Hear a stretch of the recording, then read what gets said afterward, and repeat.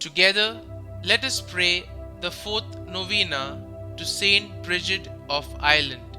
In the name of the Father, and of the Son, and of the Holy Spirit. Amen.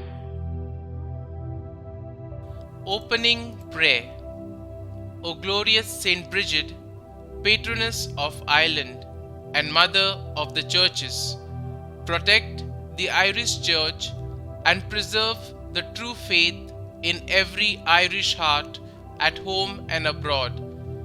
Obtain for us the grace to walk faithfully in the path of Christian perfection during life, and so to secure a holy and happy death with life everlasting in thy company through Jesus Christ our Lord. Amen. Kindly mention your request here.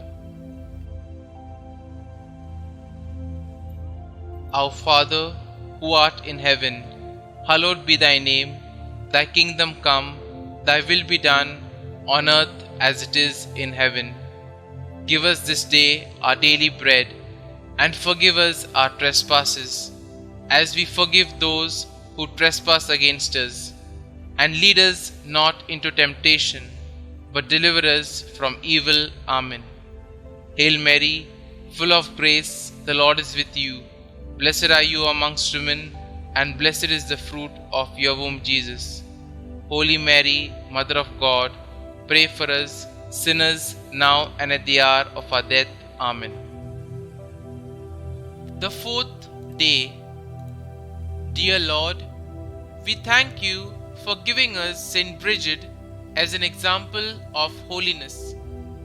Help us to imitate the virtue she showed in her many charitable acts towards the poor she encountered.